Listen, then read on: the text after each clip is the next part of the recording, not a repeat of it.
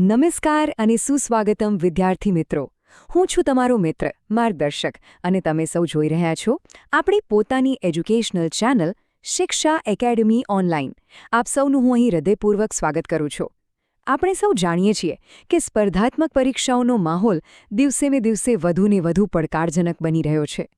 TET, TET, તલાટી, બિન સચિવાલય ક્લાર્ક કે પછી જીપીએસસી ક્લાસ 1-2 જેવી કોઈપણ પરીક્ષા હોય તેમાં સફળતા મેળવવા માટે દરેક વિષય પર ઊંડાણપૂર્વકની સમજ અને મજબૂત પકડ હોવી અનિવાર્ય છે. અને આ સફરમાં ગુજરાતી વ્યાકરણ વિષય એક એવો વિષય છે જે ગેમ ચેન્જર સાબિત થઈ શકે છે. ઘણા વિદ્યાર્થીઓ ગણિત, વિજ્ઞાન કે બંધારણ જેવા વિષયો પાછળ ખૂબ મહેનત કરે છે, પરંતુ આપણી માતૃભાષાના વ્યાકરણને સહેલું ગણીને ઓછું મહત્વ આપે છે અને આ જ ભૂલ તેમને મેરિટ લિસ્ટમાં પાછળ ધકેલી દે છે. ગુજરાતી વ્યાકરણ એ માત્ર ભાષાની શુદ્ધિ માટે જ નહીં, પરંતુ પૂરા માર્ક્સ મેળવવા માટેનું એક અચૂક શસ્ત્ર છે. આ જ હેતુથી આપણે શિક્ષા એકેડમી ઓનલાઈન પર ગુજરાતી વ્યાકરણની એક વિસ્તૃત શ્રેણી શરૂ કરી છે અને આ શ્રેણીના આજના આપણા વિશેષ પ્રકરણનો વિષય છે અલંકાર. અલંકાર આ શબ્દ સાંભળતા જ ઘણા મિત્રોના મનમાં નિયમો, પ્રકારો અને અટપટા ઉદાહરણોનો એક ડુંગર ખડો થઈ જતો હશે. ઘણાને એવું લાગતું હશે કે આ વિષય ખૂબ જ જટિલ અને કંટાળાજનક છે. પણ હું તમને સૌને ખાતરી અને વચન આપું છું કે આજના આ વિશ્લેષણના અંતે અલંકાર વિશેનો તમારો દરેક ડર, દરેક શંકા દૂર થઈ જશે. આપણે અહીં ગોખણપટ્ટીનો માર્ગ નહીં અપનાવીએ. આપણે દરેક અલંકારના મૂળમાં જઈશું, તેના આત્માને સમજીશું અને એવી રીતે શીખીશું કે પરીક્ષાખંડમાં પ્રશ્નપત્ર જોતા જ સેકન્ડોમાં સાચો જવાબ તમારા મગજમાં ઝબકી જાય. તો ચાલો તમારા ચોપડા અને પેન સાથે સંપૂર્ણપણે સજ્જ થઈ જાઓ. ચાલો ભાષાના આ અદ્ભુત આભૂષણોની દુનિયામાં ડૂબકી મારીએ અને તેને આપણા જ્ઞાનનો શણગાર બનાવીએ. ચાલો આ જ્ઞાન યજ્ઞનો પ્રારંભ કરીએ. હવે આપણે સ્લાઇડ નંબર 2 સમજીએ.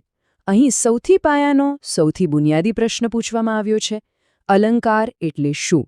કોઈ પણ વિષયને સમજતા પહેલાં તેની વ્યાખ્યા સ્પષ્ટ હોવી ખૂબ જ જરૂરી છે. પરીક્ષામાં ઘણીવાર સીધી વ્યાખ્યા પરથી પણ પ્રશ્નો પૂછાતા હોય છે. સ્લાઇડ પર ખૂબ જ સરળ અને સચોટ તુલના દ્વારા આ ખ્યાલ સ્પષ્ટ કરવામાં આવ્યો છે. અહીં કહ્યું છે કે જેમ ઘરેણાં એટલે કે આભૂષણો પહેરવાથી માનવ શરીરની, ખાસ કરીને સ્ત્રીના દેહની શોભામાં અભિવૃદ્ધિ થાય છે, એ જ રીતે ભાષાની સુંદરતા, તેના પ્રભાવ અને તેની અસરકારકતામાં વધારો કરનારા તત્વોને અલંકાર કહેવામાં આવે છે. ચાલો આ વાતને થોડી વધુ ઊંડાણથી વિચારીએ. શું ઘરેણાં પહેરવા જીવન જીવવા માટે અનિવાર્ય છે? ના, ઘરેણાં વગર પણ જીવન જીવી શકાય છે. પરંતુ ઘરેણાં વ્યક્તિત્વને એક આગવી ઓળખ, એક સૌંદર્ય અને એક આકર્ષણ પ્રદાન કરે છે. બસ આ જ સિદ્ધાંત ભાષા અને અલંકારને પણ લાગુ પડે છે. અલંકાર વગર પણ આપણે વાતચીત કરી શકીએ છીએ, માહિતીની આપ-લે કરી શકીએ છીએ, પરંતુ એવી ભાષા કેવી લાગશે? કદાચ સૂકી, નીરસ અને સામાન્ય. અલંકાર એ ભાષામાં પ્રાણ ફૂંકવાનું કામ કરે છે. તે આપણી અભિવ્યક્તિને, આપણી રજૂઆતને માત્ર આકર્ષક કે સુંદર જ નથી બનાવતા, પણ તેને વધુ ધારદાર, વધુ સચોટ અને સૌથી અગત્યનું, વધુ યાદગાર બનાવે છે. પરીક્ષાલક્ષી રીતે આપણે કયા મુદ્દા યાદ રાખી શકીએ? પહેલો, ભાષાની શોભા વધારતા તત્વો એટલે અલંકાર. બીજો, અલંકારનું મુખ્ય કાર્ય શું છે? તો તેના 2 મુખ્ય કાર્યો છે: 1, ભાષાકીય સૌંદર્યનું સર્જન કરવું અને 2, અર્થને વધુ સ્પષ્ટતા અને પ્રભાવ સાથે રજૂ કરવો. જો પરીક્ષામાં MCQ આવે કે ભાષાની અભિવ્યક્તિને વધુ આકર્ષક અને સચોટ બનાવનાર વ્યાકરણના ઘટકને શું કહે છે, અને વિકલ્પો હોય A, છંદ, B, સમાસ, C, અલંકાર અને D, સંધિ, તો આપણો સાચો જવાબ હશે C, અલંકાર. તો ટૂંકમાં અલંકાર એ ભાષાના વસ્ત્રાભૂષણ છે. હવે આપણે સ્લાઇડ નંબર 3 સમજીએ. કહેવાય છે ને કે એક તસવીર 1000 શબ્દોની ગરજ સારે છે. બસ એ જ રીતે આ સ્લાઇડ પરનું એક ઉદાહરણ અલંકારની શક્તિ અને તેના જાદુને હજારો શબ્દો કરતાં પણ વધુ સારી રીતે સમજાવે છે. અહીં 2 વાક્યોની તુલના કરવામાં આવી છે, જે એક જ વાતને 2 અલગ-અલગ રીતે રજૂ કરે છે. ચાલો બંનેનું વિશ્લેષણ કરીએ. પહેલું વાક્ય છે એક સામાન્ય, સપાટ રજૂઆત. મિલ્ખા સિંહ ખૂબ ઝડપથી દોડતા. શું આ વાક્ય ખોટું છે? ના.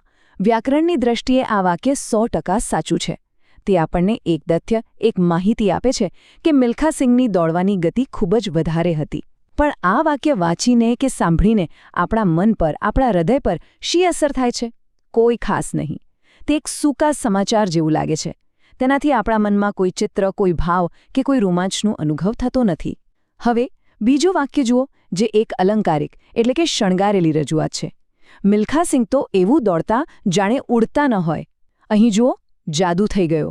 વાત એ જ કહેવાઈ રહી છે કે મિલ્ખાસિંહ ઝડપથી દોડતા હતા, પણ રજૂઆતની રીત બદલાતા જ આખું વાક્ય જીવંત થઈ ગયું.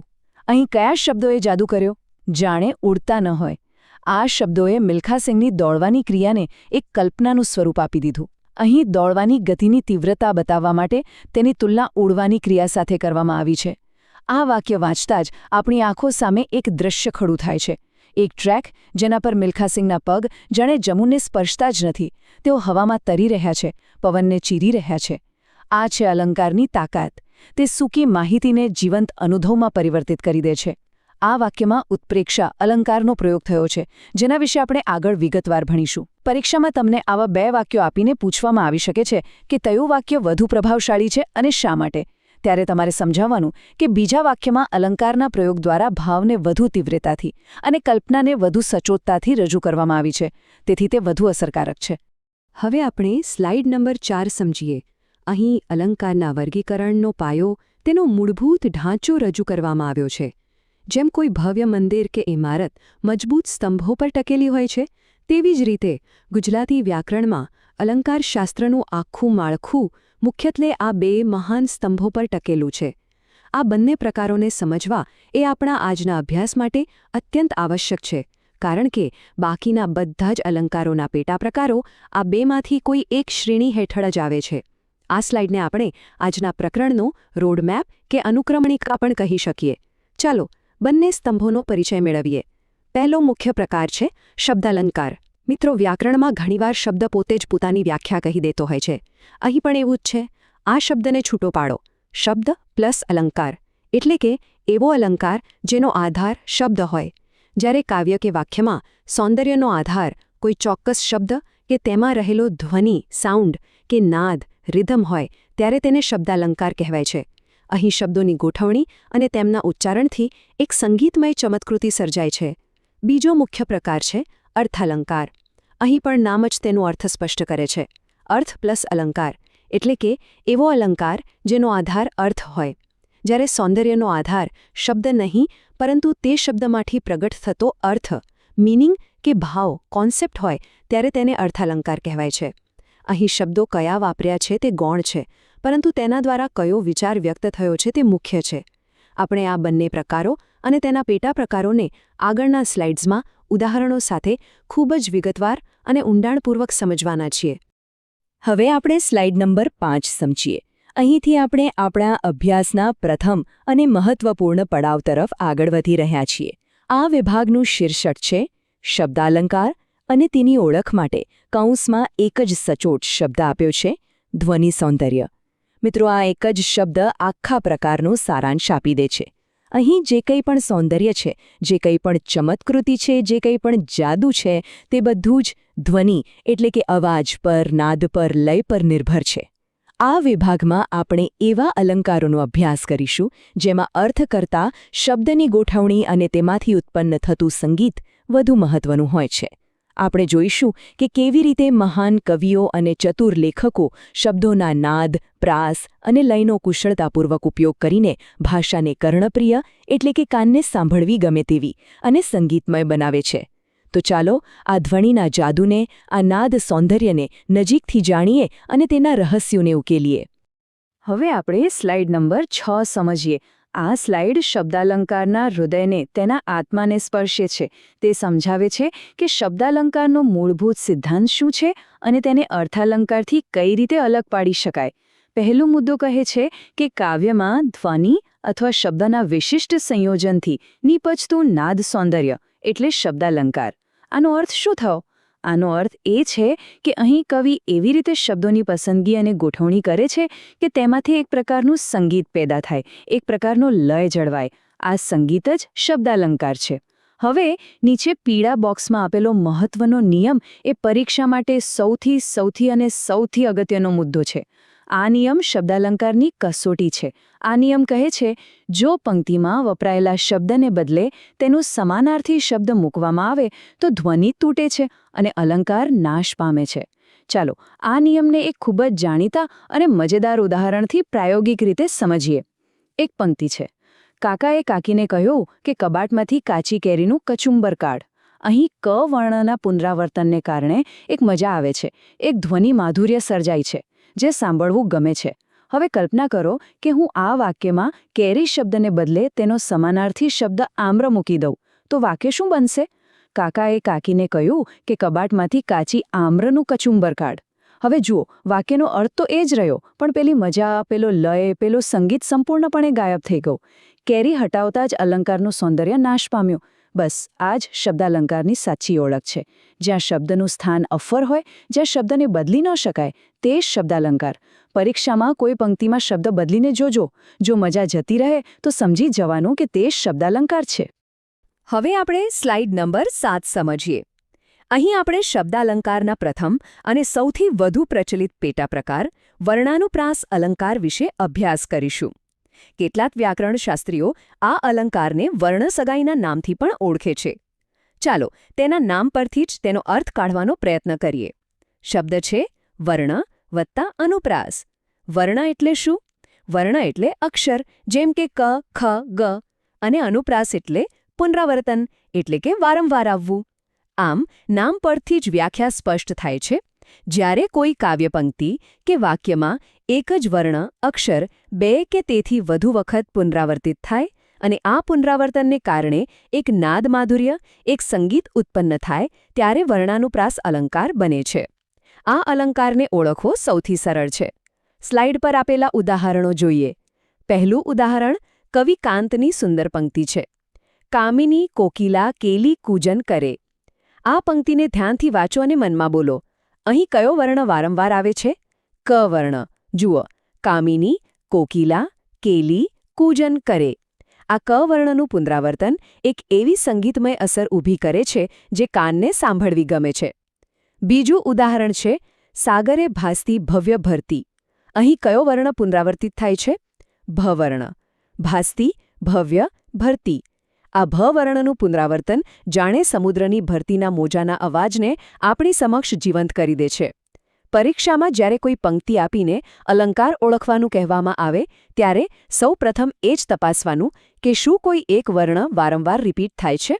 જો જવાબ હા હોય તો 99% શક્યતા છે કે તે વર્ણાનુપ્રાસ અલંકાર જ હશે. હવે આપણે સ્લાઇડ નંબર 8 સમજીએ. અહીં વર્ણાનુપ્રાસ અલંકારના વધુ ઉદાહરણો આપવામાં આવ્યા છે, જેથી આપણો ખ્યાલ એકદમ પાક્કો અને સ્પષ્ટ થઈ જાય. યાદ રાખો, વ્યાકરણમાં કરત કરત અભ્યાસ કે જડમતી હોત સુજાન. જેટલી વધુ પ્રેક્ટિસ તેટલી વધુ મજબૂત પકડ. ચાલો દરેક ઉદાહરણનું ઝીણવટપૂર્વક વિશ્લેષણ કરીએ. પહેલું ઉદાહરણ છે પીગળે પીગળે પડછાયાના પહાડ. અહીં સ્પષ્ટ રીતે પ વર્ણનું પુનરાવર્તન થયું છે.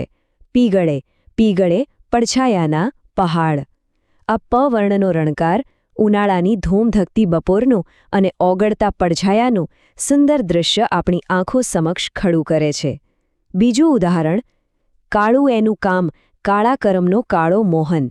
અહીં ક વર્ણની પુનરાવૃત્તિ થઈ છે, જે વાક્યના ભાવની ગંભીરતા અને ઘેરાપણાને વધુ અસરકારક રીતે રજૂ કરે છે અને એક લય પણ પૂરો પાડે છે. ત્રીજું ઉદાહરણ થોડું અલગ અને રસપ્રદ છે. ગોતી ભૂલી ભૂલી હું તને ભાડી હોવાલમાં ગોતીને થઉં ગુમ.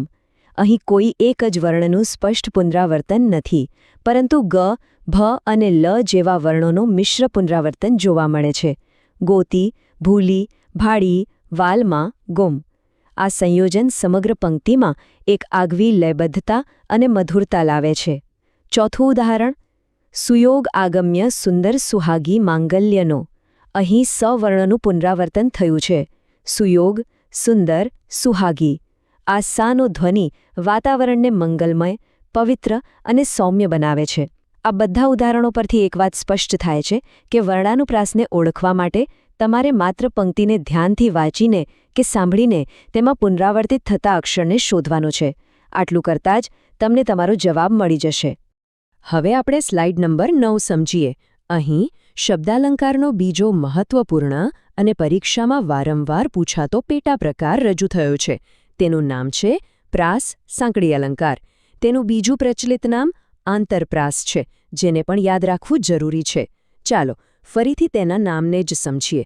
પહેલું નામ છે પ્રાસ પ્લસ સાંકડી, એટલે કે પ્રાસની સાંકળ, જેમ લોખંડની સાંકળની કડીઓ એકબીજા સાથે જોડાયેલી હોય છે તેવી જ રીતે અહીં શબ્દો પ્રાસ દ્વારા એટલે કે સરખા ઉચ્ચાર દ્વારા એકબીજા સાથે જોડાય છે.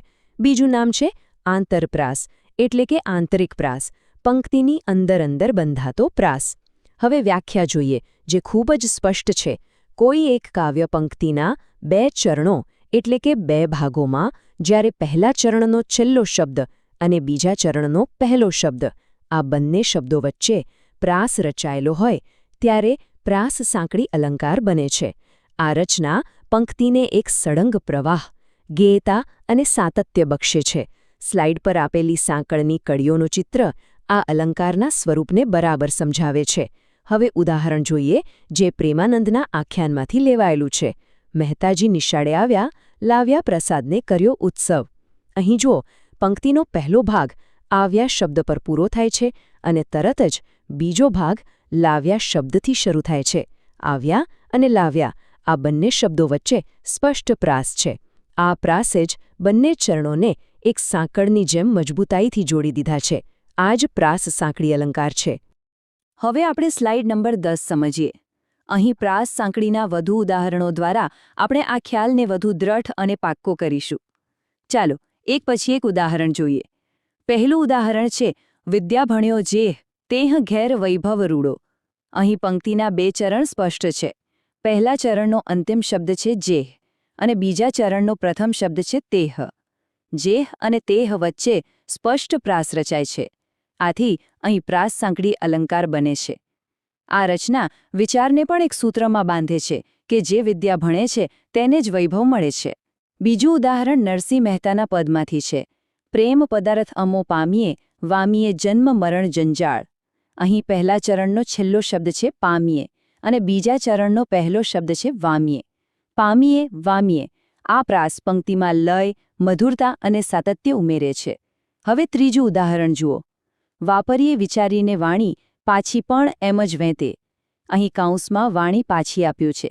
જો કે અહીં વાણી અને પાછી વચ્ચે જેહ તેહ કે પામીએ વામીએ જેવો સંપૂર્ણ અને સ્પષ્ટ પ્રાસ નથી. અહીં ધ્વનિ સામ્ય થોડું ઓછું છે. સ્પર્ધાત્મક પરીક્ષાઓમાં સામાન્ય રીતે ગૂંચવણ ટાળવા માટે પ્રથમ બે ઉદાહરણો જેવા સ્પષ્ટ પ્રાસવાળા વાક્યો જ પૂછવામાં આવે છે. તેથી પ્રાસ સાંકળીને ઓળખવાની ચાવી શું છે? બસ આટલું જ યાદ રાખો. પહેલા ચરણનો છેડો અને બીજા ચરણની શરૂઆત આ બે જગ્યાએ પ્રાસવાળા શબ્દો શોધો. જો મળી જાય તો તે ચોક્કસપણે પ્રાસ સાંકળી અલંકાર છે. હવે આપણે સ્લાઇડ નંબર 11 સમજીએ. અહીંથી આપણે અલંકારના બીજા, સૌથી મોટા, સૌથી વ્યાપક અને સૌથી વધુ રસપ્રદ વિભાગમાં પ્રવેશ કરી રહ્યા છીએ. આ વિભાગનું શીર્ષક છે અર્થાલંકાર અને કૌંસમાં તેનો સારાંશ છે અર્થ અને ભાવનું સૌંદર્ય. મિત્રો, શબ્દાલંકારમાં આપણે ધ્વનિ અને નાદના સૌંદર્યની સંગીતમય સફર કરી. આપણે જોયું કે શબ્દોનો અવાજ કેવી રીતે જાદુ કરી શકે છે. હવે આપણે શબ્દોની સપાટી પરથી ઊંડા ઉતરીને તેમની પાછળ છુપાયેલા ગૂઢ અર્થ, ભાવ અને કલ્પનાની વિશાળ દુનિયામાં ડૂબકી મારીશું. અહીં જાદુ શબ્દોના અવાજમાં નથી, પરંતુ તેમની સરખામણીમાં, તેમના આરોપણમાં અને તેમાંથી પ્રગટ થતા ઊંડા ભાવમાં રહેલો છે. અહીં કવિની કલ્પનાશક્તિ અને વિચારશક્તિનો સાચો પરિચય થાય છે. ચાલો આ અર્થના સૌંદર્યને સમજીએ, તેના વિવિધ પ્રકારોનો અભ્યાસ કરીએ અને જોઈએ કે કેવી રીતે સામાન્ય શબ્દો પણ અર્થના પ્રભાવથી અસામાન્ય બની જાય છે. હવે આપણે સ્લાઇડ નંબર 12 સમજીએ. આ સ્લાઇડ અર્થાલંકારના મૂળભૂત સિદ્ધાંતને ખૂબ જ સુંદર અને તત્વજ્ઞાનભરી રીતે સ્પષ્ટ કરે છે. અહીં એક ઉત્તમ સરખામણી કરી છે. શબ્દ એ કાવ્યનો બાહ્ય દેહ છે, જ્યારે અર્થ એ તેનો આંતરિક દેહ છે. આનો અર્થ શું છે? આનો અર્થ એ છે કે શબ્દો તો માત્ર શરીર જેવા છે, જે આપણને દેખાય છે, પણ કાવ્યનો સાચો આત્મા તો તેનો અર્થ છે. અને જ્યારે આ અર્થ દ્વારા કોઈ ચમત્કૃતિ સર્જાય, કોઈ સૌંદર્ય પ્રગટે, ત્યારે તેને અર્થાલંકાર કહેવાય છે. હવે જમણી બાજુએ આપેલી વિશેષતા પર ખાસ ધ્યાન આપજો, કારણ કે આ શબ્દાલંકાર અને અર્થાલંકાર વચ્ચેનો મુખ્ય તફાવત છે અને આના પરથી પરીક્ષામાં વિધાનવાળો પ્રશ્ન બની શકે છે. વિશેષતા કહે છે કે અર્થાલંકારનો આધાર અર્થ હોવાથી જો આપણે કોઈ શબ્દને બદલીને તેનો સમાનાર્થી શબ્દ મૂકી દઈએ તો પણ અલંકારનું સૌંદર્ય નાશ પામતું નથી, તે જળવાઈ રહે છે. યાદ છે શબ્દાલંકારમાં શું થતું હતું? ત્યાં સમાનાર્થી મૂકતા જ અલંકાર મરી જતો હતો. અહીં એવું નથી. ચાલો એક ઉદાહરણથી સમજીએ. વાક્ય છે, તેનું મુખ ચંદ્ર જેવું સુંદર છે. અહીં સૌંદર્ય ચંદ્ર શબ્દના ધ્વનિમાં નથી, પણ ચંદ્રના સૌંદર્યના અર્થમાં, તેના ભાવમાં છે. હવે હું ચંદ્રની જગ્યાએ તેના સમાનાર્થી શબ્દો મૂકું, જેમ કે શશી, મયંક કે સુધાકર. વાક્ય બનશે, તેનું મુખ શશી જેવું સુંદર છે, અથવા તેનું મુખ મયંક જેવું સુંદર છે. શું વાક્યના સૌંદર્યમાં, તેના પ્રભાવમાં કોઈ ફરક પડ્યો? બિલકુલ નહીં, કારણ કે ચમત્કૃતિ અર્થમાં રહેલી છે, શબ્દમાં નહીં. આ જ અર્થાલંકારની સાચી ઓળખ અને તેની કસોટી છે. હવે આપણે સ્લાઇડ નંબર 13 સમજીએ. મિત્રો, હું તમને સૌને વિનંતી કરીશ કે આ સ્લાઇડ પર તમારું 100% ધ્યાન કેન્દ્રિત કરજો. આ સ્લાઇડ અર્થાલંકારનો પાયો છે, તેની ABCD છે. જો તમે આ 4 ઘટકોને, આ 4 પારિભાષિક શબ્દોને બરાબર સમજી લેશો, તો હું તમને ગેરંટી આપું છું કે તમારા માટે ઉપમા, રૂપક, ઉત્પ્રેક્ષા અને વ્યતિરેક જેવા મહત્વના અલંકારો સમજવા રમતવાત બની જશે. ચાલો આ 4 શબ્દોને ઉદાહરણ સાથે ઊંડાણપૂર્વક સમજીએ. આપણું ઉદાહરણ છે, દમયંતીનું મુખ ચંદ્ર જેવું સુંદર છે. પહેલું ઘટક છે ઉપમેય, સબ્જેક્ટ. ઉપમેય એટલે પ્રસ્તુત વસ્તુ, એટલે કે જે વસ્તુ આપણી સામે હાજર છે, જેની વાત થઈ રહી છે અથવા જેની સરખામણી કરવાની છે તે. આપણા ઉદાહરણમાં કોની વાત છે? દમયંતીના મુખની. તો મુખ એ ઉપમેય છે.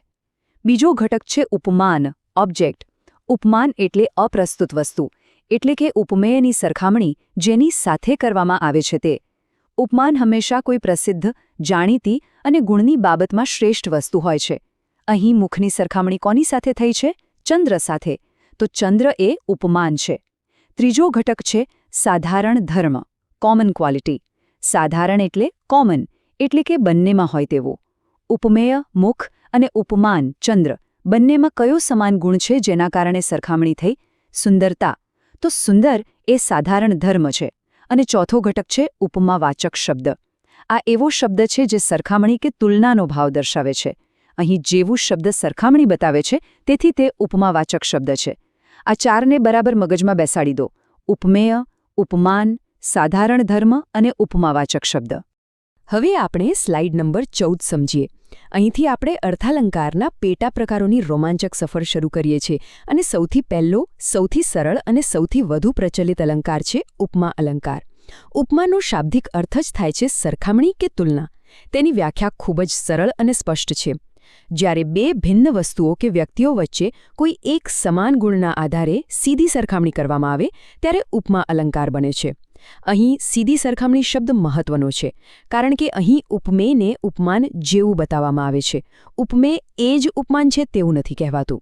ઉપમા અલંકારમાં સામાન્ય રીતે આપણે આગળની સ્લાઇડમાં જોયેલા 4 ઘટકો ઉપમેય, ઉપમાન, સાધારણ ધર્મ, ઉપમાવાચક શબ્દ હાજર હોય છે. હવે પરીક્ષા માટે સૌથી મહત્વની વાત, જે તમને 1 માર્ક રોકડો અપાવી શકે છે. નીચે પીળા બોક્સમાં ઓળખવા માટેના ખાસ ઉપમાવાચક શબ્દો આપેલા છે. આ શબ્દો ઉપમા અલંકારની ચાવી છે, તેનો પાસવર્ડ છે, તેના ચીટ વર્ડ્સ છે. જો તમને વાક્યમાં જેવો, જેવી, જેવું, સમાન, સરખું, સરખી, પેઠે, જેમ, શી, શું, સમો, સમી, સમોવડું આમાંથી કોઈ પણ એક શબ્દ પણ દેખાય, તો બીજું કંઈ પણ વિચાર્યા વગર આંખ બંધ કરીને સમજી લેવાનું કે તે ઉપમા અલંકાર જ છે. આ લિસ્ટને બરાબર યાદ કરી લેજો, ઘૂખી લેજો, કારણ કે તે તમને પરીક્ષામાં ખૂબ જ મદદરૂપ થવાનું છે. હવે આપણે સ્લાઇડ નંબર 15 સમજીએ. અહીં ઉપમા અલંકારના વિવિધ ઉદાહરણો આપેલા છે. ચાલો દરેકનું વિશ્લેષણ કરીને ઉપમાના 4 ઘટકોને ઓળખવાનો પ્રયત્ન કરીએ, જેથી આપણી સમજ વધુ પાકી થાય. પહેલું ઉદાહરણ: દમયંતીનું મુખ ચંદ્ર જેવું સુંદર છે. આ તો આપણે આગળ પણ જોયું. અહીં ઉપમેય મુખ છે, ઉપમાન ચંદ્ર છે, સાધારણ ધર્મ સુંદર છે અને ઉપમાવાચક શબ્દ જેવું છે. બીજું: ભમરા સમો આ ભમતો પવન. અહીં કોની સરખામણી કોની સાથે છે? પવન ઉપમેયની સરખામણી ભમરા ઉપમાન સાથે છે. કયા ગુણના આધારે? ભમવાના, સાધારણ ધર્મ. અને કયો શબ્દ સરખામણી બતાવે છે? સમો. ત્રીજું: તેણે પીંછીએથી કાળી નાગણ જેવી તલવાર લીધી. અહીં ઉપમેય શું છે? તલવાર. ઉપમાન શું છે? કાળી નાગણ. અને ઉપમાવાચક શબ્દ જેવી. ચોથું: ઉડે ધવલ કેશશી વિખર કેશવાળી છટા. આ પંક્તિ થોડી કાવ્યાત્મક છે. અહીં શી શબ્દ ઉપમાવાચક છે, જેનો અર્થ જેવી થાય છે. સફેદ વાળની છટા ઉપમેયની સરખામણી સિંહની કેશવાળી ઉપમાન સાથે થઈ છે. 5મું, કાળ સમોવડ નરંગ ઉપર ઉછળે આત્મભાવ. અહીં આત્મભાવ ઉપમેયની સરખામણી કાળ એટલે કે સમય ઉપમાન સાથે સમોવડ શબ્દ દ્વારા થઈ છે. 6, અમારાએ દાદા વિપુલ વડના ઝુંડ સરખા. અહીં દાદા ઉપમેયની સરખામણી વડના ઝુંડ ઉપમાન સાથે સરખા શબ્દ દ્વારા કરવામાં આવી છે, જે તેમની મજબૂતી, વિશાળતા અને આશ્રય આપવાના ગુણને દર્શાવે છે. આ બધા ઉદાહરણોમાં ઉપમાવાચક શબ્દની હાજરી ઉપમા અલંકારને ઓળખવાનું ખૂબ જ સરળ બનાવે છે. હવે આપણે સ્લાઇડ નંબર 16 સમજીએ. અર્થાલંકારનો બીજો અત્યંત મહત્વનો અને ઉપમા સાથે ગાઢ રીતે સંકળાયેલો પ્રકાર છે રૂપક અલંકાર. જો તમે ઉપમા બરાબર સમજ્યા હશો તો રૂપક સમજવું એકદમ સહેલું છે. રૂપકની મુખ્ય ઓળખ તેનો કેન્દ્રવર્તી વિચાર છે એકરૂપતા અથવા અભેદત્વ. અભેદત્વ એટલે ભેદનો અભાવ, કોઈ તફાવત નહીં. ચાલો સરખામણી કરીએ. ઉપમામાં શું થતું હતું? ઉપમેય અને ઉપમાનની સરખામણી થતી હતી. જેમ કે મુખ ચંદ્ર જેવું છે. અહીં મુખ અલગ છે અને ચંદ્ર અલગ છે. જ્યારે રૂપકમાં ઉપમેય અને ઉપમાન બંનેને એક જ ગણી લેવામાં આવે છે. તેમની વચ્ચેનો ભેદ ભૂંસી નાખવામાં આવે છે. ઉપમેય ઉપર ઉપમાનનું સીધું આરોપણ કરવામાં આવે છે. ચાલો ઉદાહરણ જોઈએ. દમયંતીનો મુખચંદ્ર શોભી રહ્યો છે. અહીં મુખ ચંદ્ર જેવું છે એમ નથી કહ્યું, પણ મુખ અને ચંદ્રને જોડીને એક જ શબ્દ, એક સમાસ બનાવી દીધો છે, મુખચંદ્ર. આનો અર્થ છે મુખરૂપી ચંદ્ર. એટલે કે મુખ એ જ ચંદ્ર છે અને ચંદ્ર એ જ મુખ છે. બંને વચ્ચે કોઈ તફાવત નથી. મુખ ઉપર ચંદ્રનું રૂપ આપી દેવાયું છે. નીચે આપેલી નોંધ ખૂબ જ મહત્વની છે. આમાં જેવું, સમાન જેવા શબ્દો વપરાતા નથી. આ જ રૂપક અને ઉપમા વચ્ચેનો મુખ્ય તફાવત છે. ઉપમા = સરખામણી, રૂપક = એકરૂપતા. ઉપમામાં ઉપમાવાચક શબ્દ હોય છે, રૂપકમાં તે ગેરહાજર હોય છે. હવે આપણે સ્લાઇડ નંબર 17 સમજીએ. અહીં રૂપક અલંકારના કેટલાક ઉત્તમ ઉદાહરણો આપેલા છે, જે આ ખ્યાલને વધુ સ્પષ્ટ અને દ્રઢ કરશે. ચાલો દરેક વાક્યમાં ઉપમેય અને ઉપમાનની એકરૂપતાને શોધીએ. પહેલું ઉદાહરણ, મારી વીણાની વાણી જગાડી તું જા. અહીં કવિ વાણીને વીણા જેવી મધુર નથી કહેતા, પણ વાણીરૂપી વીણા કહીને વાણી અને વીણાને એકરૂપ બતાવે છે. બીજું ઉદાહરણ, દુઃખના ઉગ્યા છે ઝીણા ઝાડ જો. અહીં દુઃખરૂપી ઝાડની વાત છે. દુઃખ ઉપમેય ઉપર ઝાડ ઉપમાનનું આરોપણ કરવામાં આવ્યું છે. જેમ ઝાડ ઉગે અને ફેલાય તેમ દુઃખ પણ જીવનમાં ફેલાયું છે. ત્રીજું, મોતી ખબર કે જિંદગી તું તો છે માત્ર ગણિત. અહીં કવિ જિંદગીને ગણિત જેવી જટિલ કે કોયડારૂપ નથી કહેતા, પણ સીધું જ કહી દે છે કે જિંદગી એ જ ગણિત છે. જિંદગી ઉપમેય અને ગણિત ઉપમાન વચ્ચે અભેદ સ્થાપિત થયો છે. ચોથું, રજપૂતના મોં પર આશાના કિરણ ફૂટવા લાગ્યા. અહીં આશારૂપી કિરણની વાત છે. આશા ઉપમેય અને કિરણ ઉપમાનને એક જ ગણવામાં આવ્યા છે. બંને વચ્ચે કોઈ ભેદ નથી. પાંચમું, મારે મન લાઇબ્રેરી લોકશાહીનું મંદિર છે. અહીં લાઇબ્રેરીને મંદિર જેવી પવિત્ર નથી કહી, પણ લાઇબ્રેરી ઉપમેય એ જ લોકશાહીનું મંદિર ઉપમાન છે એમ કહીને બંનેને એકરૂપ દર્શાવ્યા છે. આ બધા ઉદાહરણોમાં ક્યાંય પણ જેવો, જેવી, સમાન જેવા સરખામણી સૂચક શબ્દો નથી, જે રૂપક અલંકારની પાક્કી નિશાની છે. હવે આપણે સ્લાઇડ નંબર 18 સમજીએ. આપણો ત્રીજો મહત્વનો અર્થાલંકાર છે ઉત્પ્રેક્ષા અલંકાર. આ અલંકાર કવિની કલ્પના શક્તિ અને સંભાવના વ્યક્ત કરવાની કળા પર આધારિત છે. ચાલો અત્યાર સુધી શીખેલા ત્રણેયને એક સાથે સરખાવીએ, જેથી કોઈ ગૂંચવણ ન રહે. ઉપમામાં હતી સીધી સરખામણી, મુખ ચંદ્ર જેવું છે. રૂપકમાં હતી એકરૂપતા, મુખ ચંદ્ર. જ્યારે ઉત્પ્રેક્ષામાં ન તો સરખામણી છે ન તો એકરૂપતા. અહીં ઉપમેય જાણે કે ઉપમાન જ હોય તેવી સંભાવના, શંકા, ધારણા કે કલ્પના વ્યક્ત કરવામાં આવે છે. અહીં વાત ખાતરીપૂર્વક નથી કહેવાતી, પણ એક કલ્પના રજૂ કરવામાં આવે છે કે જાણે કે આવું હોઈ શકે છે. જેવી રીતે ઉપમાને ઓળખવા માટેના ચાવીરૂપ શબ્દો હતા, તેવી જ રીતે ઉત્પ્રેક્ષાને પણ ઓળખવા માટેના ખાસ જાદુઈ શબ્દો છે. નીચે આપેલા શબ્દો જુઓ. જાણે, રખે, શકે. આ ત્રણ શબ્દો સૌથી વધુ વપરાય છે. આ સિવાય લાગે કે દિસે જેવા શબ્દો પણ વપરાઈ શકે છે. જો વાક્યમાં આમાંથી કોઈ પણ શબ્દ આવે તો તે નિશ્ચિતપણે ઉત્પ્રેક્ષા અલંકાર જ હોય. ઉદાહરણ જોઈએ. દમયંતીનું મુખ એવું શોભી રહ્યું છે કે જાણે ચંદ્ર ન હોય. અહીં મુખને ચંદ્ર જેવું નથી કહ્યું કે મુખ એ જ ચંદ્ર છે એમ પણ નથી કહ્યું. અહીં એક કલ્પના કરી છે કે મુખ તો એટલું સુંદર લાગે છે જાણે કે તે ચંદ્ર પોતે જ ધરતી પર ઉતરી આવ્યો હોય. આ જાણે શબ્દ જ આખી વાતને હકીકતમાંથી કલ્પનાના સ્તરે લઈ જાય છે. આ જાણે શબ્દ જ ઉત્પ્રેક્ષાનો પ્રાણ છે, તેનો આત્મા છે. હવે આપણે સ્લાઇડ નંબર 19 સમજીએ. અહીં ઉત્પ્રેક્ષાના વધુ ઉદાહરણો છે જે આપણને આ અલંકારને વધુ સારી રીતે સમજવામાં અને તેના વિવિધ પ્રયોગોને જોવામાં મદદ કરશે. ચાલો દરેક ઉદાહરણમાં કલ્પનાના તત્વને અને તેના ચાવીરૂપ શબ્દને શોધીએ. પહેલું ઉદાહરણ: ઝાંપામાં ભૂરાગીરી ઉપરના એકથી એક શૃંગ વર્ષાકાલે જલધી જળમાં હોય જાણે તરંગ. અહીં પર્વતના શિખરો ઉપમેયને જોઈને કવિ એવી સુંદર કલ્પના કરે છે કે જાણે તે ચોમાસામાં સમુદ્રના મોજા હોય, ઉપમાન હોય. આ એક અદ્ભુત કાવ્યાત્મક કલ્પના છે જે જાણે શબ્દ દ્વારા વ્યક્ત થઈ છે. બીજું ઉદાહરણ: એની પાતળી દેહલતા જાણે નાગણની જેમ ફૂફાડા મારતી ઊભી થઈ ગઈ. અહીં જાણે શબ્દ સ્પષ્ટપણે સૂચવે છે કે દેહલતા હકીકતમાં નાગણ નથી, પણ તે એવી રીતે ક્રોધિત થઈને ઊભી છે કે જાણે તે નાગણ હોય. ત્રીજું: એની મૂછોના આંકડા જાણે અત્યંત ઝેરી વીંછીના વાળેલા બે લાલચટક ડંખ. અહીં મૂછોના આંકડા ઉપમે ને જાણે વીંછીના ડંખ ઉપમાન હોય તેવી ધારણા કરવામાં આવી છે.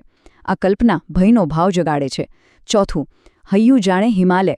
અહીં હૃદય ઉપમે ની વિશાળતા, સ્થિરતા અને અડગતાની કલ્પના હિમાલય ઉપમાન સાથે જાણે શબ્દ દ્વારા કરવામાં આવી છે. પાંચમું: એ અંધારી રાતે ડોસાનો રોવું એવું લાગતું કે જાણે સામા કાંઠાનો પેલો વગડો જાણે વલપતો ન હોય. અહીં 2 વખત જાણે શબ્દનો પ્રયોગ કરીને કલ્પનાને વધુ ઘેરી, વધુ કરુણ અને વધુ ભાવસભર બનાવવામાં આવી છે. આ બધા ઉદાહરણોમાં જાણે શબ્દની હાજરી ઉત્પ્રેક્ષા અલંકારને સ્પષ્ટપણે ઓળખાવે છે. હવે આપણે સ્લાઇડ નંબર 20 સમજીએ. આ એક ખૂબ જ બુદ્ધિશાળી, ચતુરાઈભર્યો અને રસપ્રદ અલંકાર છે. વ્યતિરેક અલંકાર. વ્યતિરેકનો અર્થ જ થાય છે વિશેષતા, અધિકતા કે ચઢિયાતાપણું. અત્યાર સુધી આપણે જે અલંકારો જોયા, ખાસ કરીને ઉપમા, તેમાં ઉપમાન જેમ કે ચંદ્ર હંમેશા ઉપમેય જેમ કે મુખ કરતાં શ્રેષ્ઠ ગણાતું હતું. ઉપમાન એક આદર્શ હતું, એક બેન્ચમાર્ક હતું જેની સાથે આપણે ઉપમેયની સરખામણી કરતા હતા. પણ વ્યતિરેક અલંકાર આખી બાજી, આખો ખેલ પલટી નાખે છે. અહીં કવિ પ્રશંસાની હદ વટાવીને ઉપમેયને ઉપમાન કરતાં પણ ચઢિયાતું બતાવે છે. એટલે કે જે ઉપમાનને આપણે શ્રેષ્ઠતાનું પ્રતીક માનતા હતા, જે આદર્શ હતું, તેને અહીં ઉપમેયની સામે ઉતરતું, હલકું કે ઝાંખું બતાવવામાં આવે છે. સ્લાઇડ પરનું ત્રાજવાનું ચિત્ર જુઓ, તે આ વાતને બરાબર સમજાવે છે. અહીં ઉપમેયનું પલ્લું નીચું છે, જે દર્શાવે છે કે તે વધુ વજનદાર એટલે કે ગુણમાં શ્રેષ્ઠ છે. ઉદાહરણ જોઈએ. દમયંતીના મુખ આગળ તો ચંદ્ર પણ ઝાંખો લાગે. સામાન્ય રીતે સૌંદર્ય માટે ચંદ્રને સર્વોચ્ચ ઉપમાન બનાવાય છે, પણ અહીં તો કવિ પ્રશંસાની પરાકાષ્ઠાએ પહોંચીને કહે છે કે દમયંતીના મુખની સુંદરતા અને તેજ એટલું બધું છે કે તેની સામે ખુદ ચંદ્રનું તેજ પણ ફિક્કું, નિસ્તેજ લાગે છે. અહીં ઉપમેય મુખને ઉપમાન ચંદ્ર કરતાં ચઢિયાતું બતાવ્યું છે. આ જ વ્યતિરેક અલંકાર છે જેમાં ઉપમેયની જીત થાય છે. હવે આપણે સ્લાઇડ નંબર 21 સમજીએ. અહીં વ્યતિરેક અલંકારના વધુ કેટલાક ધારદાર અને સચોટ ઉદાહરણો આપેલા છે જે ઉપમેયના ચડિયાતાપણાને સ્પષ્ટ કરે છે. પહેલું ઉદાહરણ: સુદામાના વૈભવ આગળ તો કુબેર કોણ માત્ર. આપણે સૌ જાણીએ છીએ કે ધન અને સંપત્તિ માટે દેવોના ખજાનચી કુબેરને ઉપમાન ગણવામાં આવે છે. પણ અહીં કવિ કહે છે કે સુદામા પાસે જે સંતોષ, ભક્તિ અને કૃષ્ણ પ્રેમરૂપી સાચો વૈભવ છે, તેની આગળ કુબેરની ભૌતિક સંપત્તિ તુચ્છ છે, નજીવી છે. અહીં ઉપમેય સુદામાનો વૈભવને ઉપમાન કુબેર કરતાં ખૂબ જ ચડિયાતું બતાવ્યું છે.